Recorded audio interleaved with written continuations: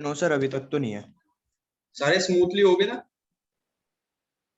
हाँ, अभी सर 12.2 तो कर ली पूरी, अभी 12.3 की स्टार्टिंग ही करी है। 3 की स्टार्टिंग करिए, कोई बात नहीं, ये चैप्टर आज देखो फिनिश हो जाएगा पूरा विद मिसलिनियस। मिसलिनियस को स्टार्ट कर देता हूँ, ठीक है भाई। Yes sir. देख, यस। इसमें कहा है 3 vertices of a parallelogram ABCD are. एक पैरेललोग्राम है, पैरेललोग्राम की क्या कैरेक्टरिस्टिक होती है? अपोजिट साइड्स आर भैया पैरेलल। वो अपोजिट साइड इक्वल और पैरेलल होते हाँ, हैं। बिल्कुल ठीक है। और इसके जो डायगोनल होते हैं वो एक और भी। दूसरे को इक्वली बाइसेक्ट करते हैं। ठीक है, यस सर। इक्वली बाइसेक्ट का मतलब यानी OB किसके बराबर है? OD के। और OC किसके बराबर है? OA के। ठीक है, वो अलग अलग कंडीशन है कि कई बार डायगोनल इक्वल होता है, कई बार नहीं होता, क्योंकि पैरेललोग्राम की टाइप है आगे। जैसे स्क्वायर हो गया, ये पैरेललोग्राम से ही निकला, इसको पैरेललोग्राम ही कहते हैं, स्क्वायर इज अ पैरेललोग्राम। और अगर हम रेक्टेंगल की बात करें तो वो भी एक पैरेललोग्राम है, अगर हम रोम्बस की बात करें तो वो भी एक पैरेललोग्राम है। ये सारे के सारे इसकी प्रॉपर्टी को फॉलो करते हैं। ठीक है, कुछ इनमें एडिशनल प्रॉपर्टी होती है, कुछ एडिशनल प्रॉपर्टी होती है और कुछ वही की वही रहती है। जैसे ऐसे समझ लो कि जो पैरेललोग्राम है वो फादर है, पैरेललोग्राम क्या है? फादर। और उसके बाद स्क्वायर, रेक्टेंगल, रोम्बस, ये तीनों क्या है? इसके बेटे हैं। तो कुछ कैरेक्टरिस्टिक ऐसी होती है जो हमारे हमारे मम्मी पापा से बिल्कुल सेम होती है। ठीक है ना, कई बार शक्ल मिलती है, कुछ और हैबिट मिलती है, और कुछ हम एडिशनल कवर करते हैं। तो बस वही समझो आप, अब ये दिमाग में आपके फिट रहेगा। अब फर्स्ट वाले को देखो, उसने कहा कि पैरेललोग्राम के वर्टिसेस दे रखे हैं, find the coordinate of fourth vertices. ठीक है भाई, फोर्थ वाले के वर्टिसेस हमें फाइंड करने हैं। तो ए मान लिया कितना? 3, ये 3D में है। ठीक है, 3 डायमेंशनल में है। 1 2 -4, और सी है कितना? -1 1 और 2, और डी है XYZ। देखो यहाँ तक कोई दिक्कत तो नहीं? विनय, आवाज आ रही क्या भाई? हाँ जी भैया। अब मुझे बताओ कि हम क्या कर सकते हैं इसमें। देखो, हमें XYZ निकालना है। 10th क्लास 7 चैप्टर मिसलेनियस में ऐसे क्वेश्चन हमने करे हुए हैं। कुछ आइडिया लग रहा है? भैया पहले हम लोग ओ के कोऑर्डिनेट निकालेंगे क्योंकि वो सेंटर है AC का, और उसके बाद हम डी के कोऑर्डिनेट निकालेंगे। एक्सीलेंट। सबसे पहले O के निकालेंगे बिकॉज ऑफ मिड पॉइंट। तो मिड पॉइंट फॉर्मूला हम जानते ही है, डायरेक्टली मैं लिख रहा हूँ। O के कोऑर्डिनेट आ जाएंगे -1 + 3 upon 2 and -1 + 1 upon 2 and 2 + 2 upon 2। तो ये हमारा मिड पॉइंट आ जाएगा 1 0 एंड 2। ठीक है भाई। अब आप B और D को देखो, उनका भी तो O मिड पॉइंट है, तो वहां भी मिड पॉइंट फॉर्मूला अप्लाई कर देंगे। मैं अलग से कट करके समझा देता हूँ। B और D और ये O। तो हम क्या करेंगे? x1 + x2/2, y1 + y2/2 करके यह आ जाएगा 1 + x/2 = 1। ठीक है Prince. y + 2/2 = 0 and z -4 upon 2 = ये क्या है? ठीक है ना, O के कोऑर्डिनेट हमने कंपेयर कर दिए, जो भी निकाला है। तो इनसे आप x, y और z की वैल्यू निकाल सकते हो। आगे बढ़ते हैं, let's go forward to question number 2। Find the length of the median of triangle.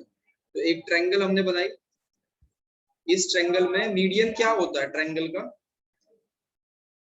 किसी भी ट्रायंगल का मीडियन क्या होता है? भैया जो साइड को 2 टुकड़ों में, 2 इक्वल हिस्सों में बांट। बहुत बढ़िया। तो D जो है वो हमारा मीडियन है, यानी कि अगर हमें B और C के कोऑर्डिनेट पता हो तो D पॉइंट के कोऑर्डिनेट निकल जाएंगे। और अगर D पॉइंट के कोऑर्डिनेट हो हमारे पास तो AD की लेंथ निकालने में कोई दिक्कत नहीं होगी बाय यूजिंग डिस्टेंस फॉर्मूला। ठीक है, A पॉइंट हमें दिया हुआ है 0 0 6 और B पॉइंट दिया हुआ है 0 4 0। कॉपी पेन उठा के पूरा एक्टिव मोड में बैठो और मुझे D के कोऑर्डिनेट बताओ फटाक से।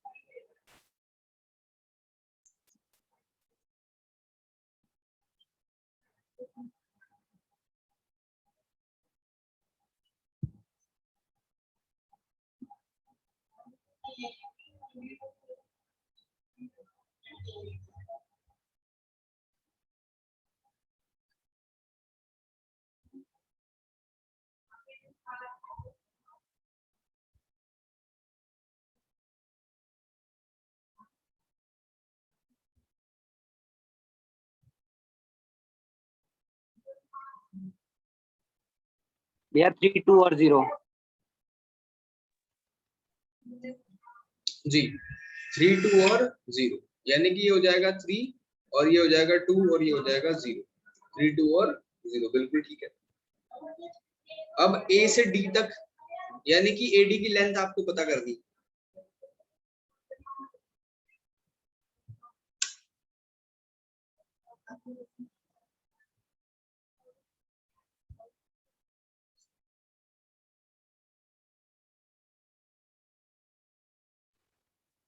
भैया 7।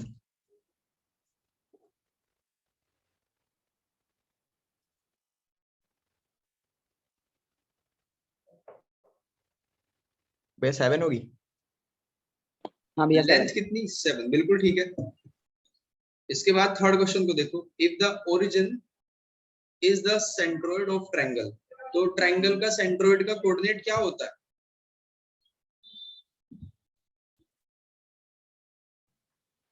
ये शायद मैंने आपको पहले डिस्कस करा होगा, चलो देख लेते हैं दोबारा। अगर ए बी सी भैया एक x1 ट्रायंगल के plus x2 coordinate, plus x3 upon हाँ बिल्कुल ठीक है, x1 plus x2 plus x3 by 3, तो इस सेंट्रोइड के कोऑर्डिनेट आ जाएंगे x1 plus x2 plus x3 upon 3 और y1 plus y2 plus y3 upon 3, z1 plus z2 plus z3 upon 3। तो आपको ये दे रखा है, then find the value of ABC। इसने कहा है कि जो सेंट्रोइड है ना वो ओरिजिन पे है, यानी ट्रायंगल इस तरीके से है, ठीक है। ओरिजिन क्या होता है? 0 0 0, तो यहाँ पे ट्रायंगल को प्लेस करा हुआ है। फाइंड करो, बहुत इजी है।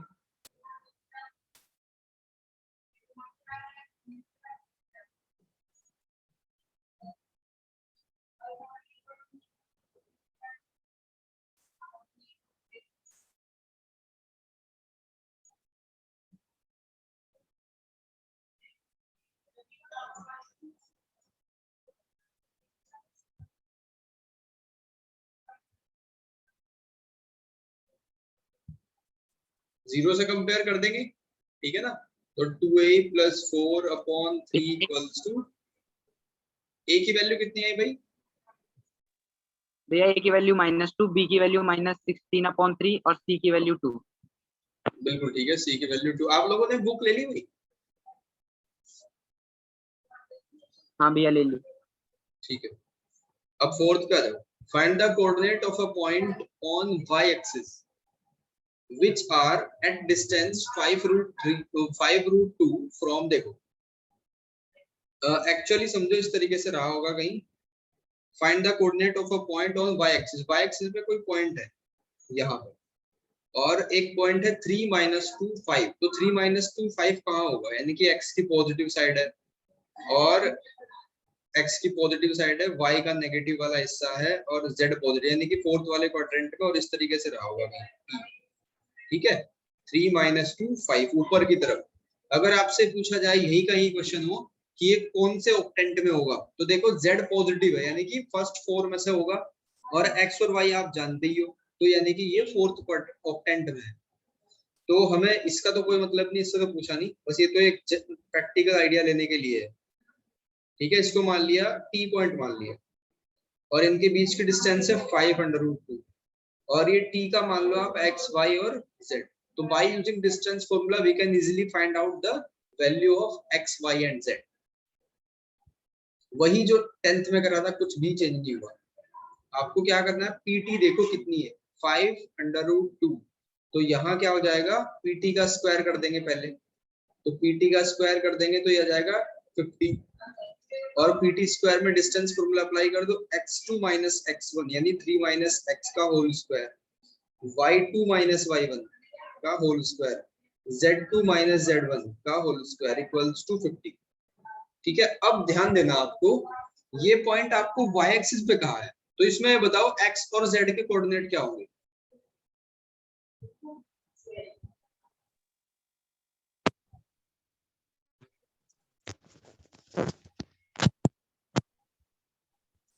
अगर कोई पॉइंट y एक्सिस पे है तो x और y के कोऑर्डिनेट क्या होंगे वहां, सॉरी x और z के कोऑर्डिनेट क्या होंगे?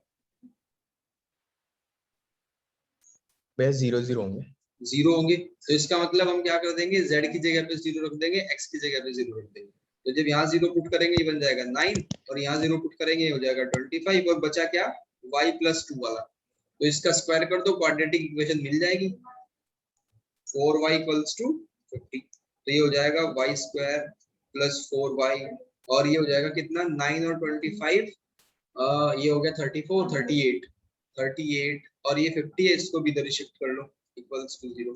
यानी कि ये सिंपल क्वाड्रेटिक इक्वेशन बनी आपकी -12 = 0।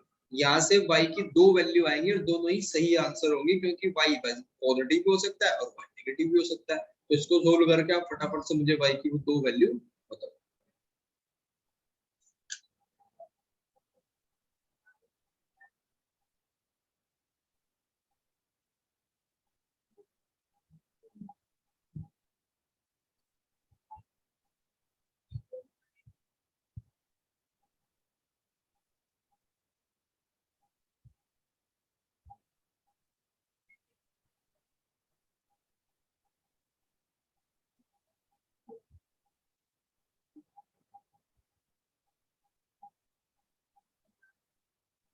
भैया -3 और +4। करेक्ट, आगे बढ़ो, question number 5। Point R with x coordinate 4 lies on the line segment. A point R with x coordinate 4 on the line segment joining the point PQ. तो हमने P और Q 2 point दिए, P के coordinate exactly they रखे हैं 2 - 3 4 और Q के coordinate है 8 0 और 10। अब R के कोऑर्डिनेट बताने हैं पूरे, जबकि R का x कोऑर्डिनेट कितना है 4 और YZ के बारे में कोई जानकारी अभी नहीं है। ठीक है भाई, तो ये बताओ इनका रेशियो क्या लेंगे हम, क्योंकि सेक्शन फॉर्मूला लगेगा ऑब्वियसली। ठीक है, हम k और 1 भी ले सकते हैं और जरूरी नहीं है m1 m2 लेके हमने पढ़ा हुआ है तो उसी से करेंगे बाय यूजिंग सेक्शन फॉर्मूला। तो क्या होगा सेक्शन फॉर्मूला, m1 x2 यानी 8m1 + m2 x1 यानी 2m2 upon m1 + m2, right. ठीक है भाई, फिर आगे चलो ऐसे ही m1 y2 ये तो 0 है तो 0 हो जाएगा, प्लस m2 y1 यानी -3m2 अपॉन m1 + m2, फिर m1 z2 यानी कि 10m1 फिर 4m2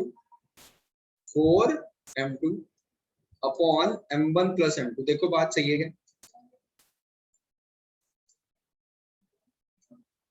और ये किसके कोऑर्डिनेट निकाल रहे हैं हम, किसके लिए चल रही है जद्दोजहद, ये r के कोऑर्डिनेट निकाल रहे हैं।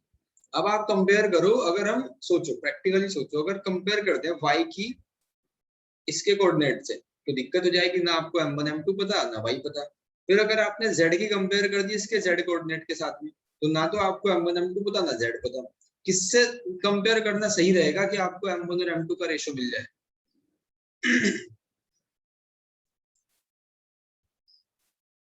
ये x कोऑर्डिनेट वाला। करेक्ट, तो कंपेयर करो 4 की किसके साथ में, 8m1 + twice of m2 upon m1 + m2 से, और यहां से फाइंड आउट करो m1 अपॉन m2, बताओ कितना है।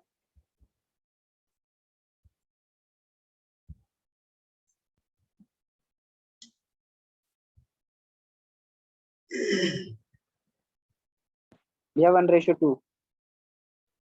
1:2, तो बिल्कुल ठीक हो गया हमारा काम, 1:2। तो यहाँ से अब हम सारे निकाल सकते हैं y और z, यानी कि 1 और 2 यहाँ पुट कर देंगे, y और z आ जाएगा। बताओ y के कोऑर्डिनेट कितने हैं और z के कोऑर्डिनेट कितने हैं।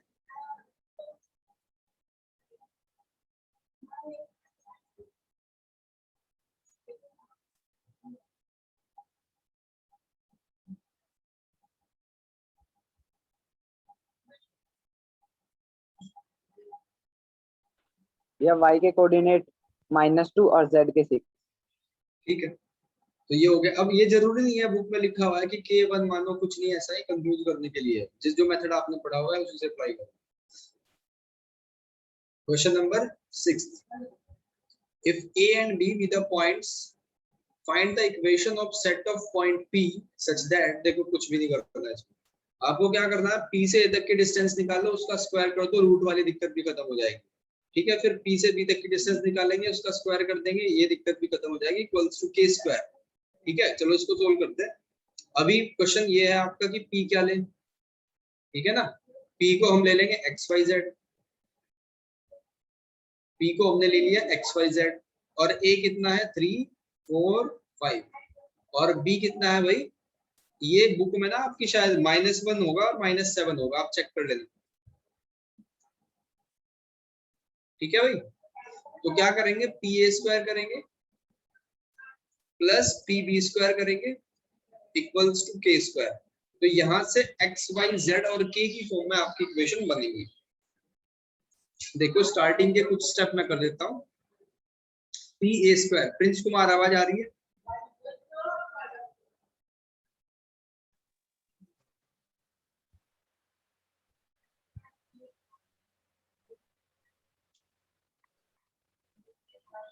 यस सर, आ रही है। ठीक है, x2 माइनस x1 यानी -1 माइनस x का होल स्क्वायर और 3 माइनस y का होल स्क्वायर -7 माइनस z का whole square equals to K square. अब देखो राइट हैंड साइड को तो इससे ज्यादा सोल्व नहीं करा जा सकता ना, क्योंकि K स्क्वायर की कुछ वैल्यू तो दे दी रखी है, उसको एडिटिव छोड़ दो। बस लेफ्ट हैंड साइड को सोल्व करेंगे, a माइनस b का होल स्क्वायर का फॉर्मूला लगा के सिंपलीफाई कर दो इसे, बताओ आपका क्या आंसर।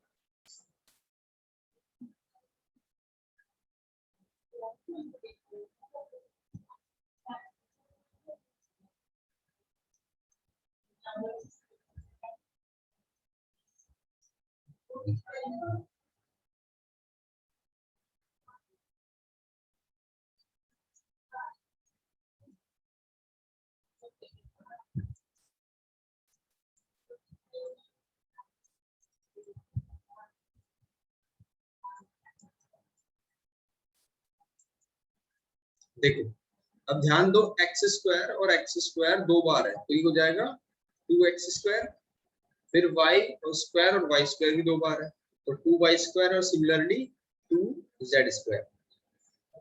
ठीक है भाई, 2x स्क्वायर 2y स्क्वायर और 2z स्क्वायर। अब देखो x वाली कितनी टर्म है, एक तो -6x है और एक 2x है, तो यह आ जाएगा -4x। इसके बाद -8y है और इसके बाद है -6y, तो क्या हो जाएगा -14y। फिर z वाली टर्म्स ढूंढो कहाँ है, -10z और 16z, ये हो जाएगी 4z।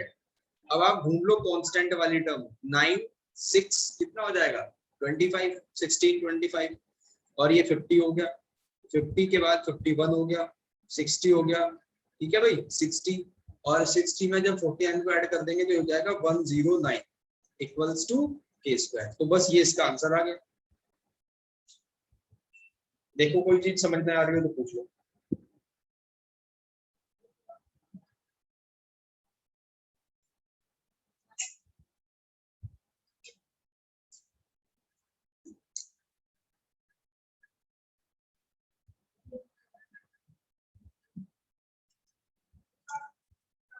करके देखो सारे स्टेप अपने हाथ से अभी।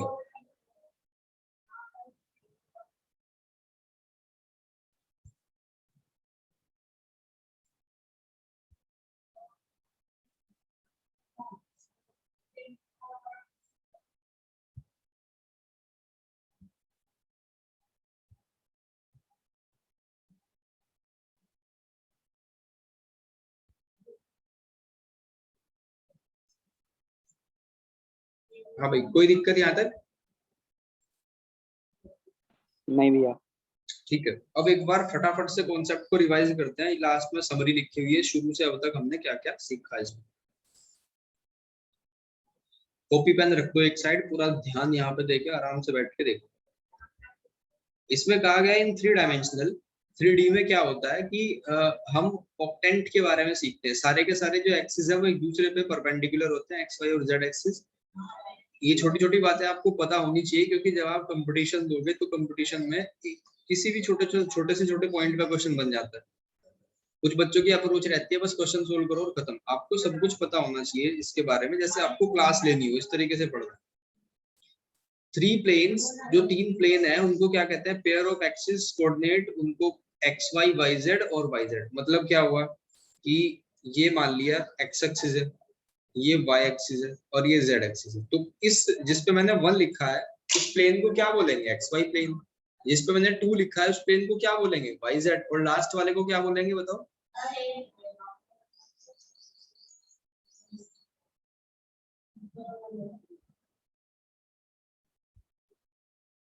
थर्ड वाले को, नंबर 3 को क्या बोलेंगे, एक्स जेड, क्योंकि इसमें एक्स एक्सिस और जेड एक्सिस आया।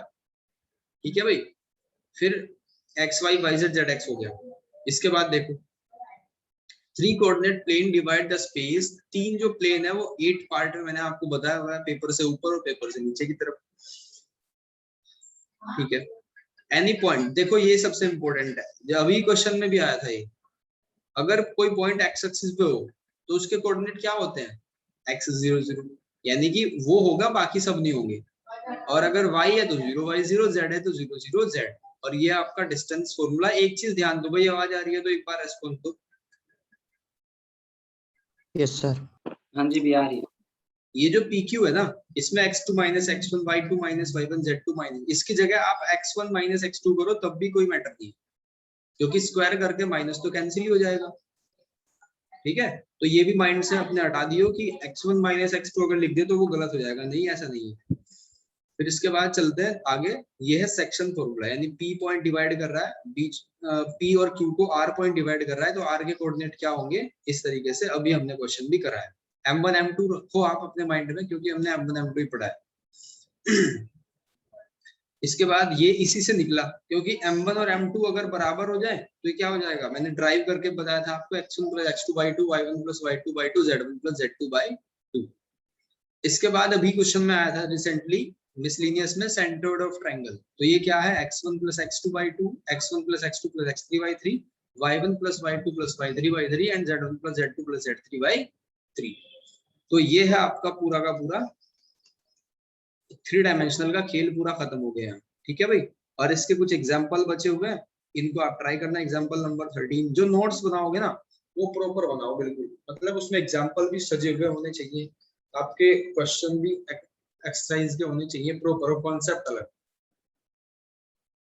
तीनों में से एक भी चीज को स्किप मत करना, पहले उसके कॉन्सेप्ट लिख लो सारे, ये फॉर्मूले हैं और ये कॉन्सेप्ट है, ये नोट पॉइंट है, ये मैं नोट वो लिख लो। फिर इसके बाद एग्जांपल करो। जब आप एग्जांपल के पढ़ाओ, यानी कि सेकंड वाले स्टेप पे चल जाओगे ना, थर्ड वाले स्टेप पे जाओगे, तो आपकी 90% प्रॉब्लम वैसे ही सोल्व हो जाएंगी एक्सरसाइज की। ठीक है, जो 10% बचेंगी उसके लिए हम और आप मिल के मेहनत करेंगे। ठीक है भाई, हाँ जी चलो ये कंप्लीट करो।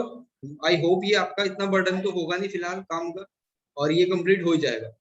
ठीक है, इसको अच्छे से कंप्लीट कर लो, कल एक नया चैप्टर पढ़ेंगे। ठीक है भाई, आज की क्लास यहीं तक।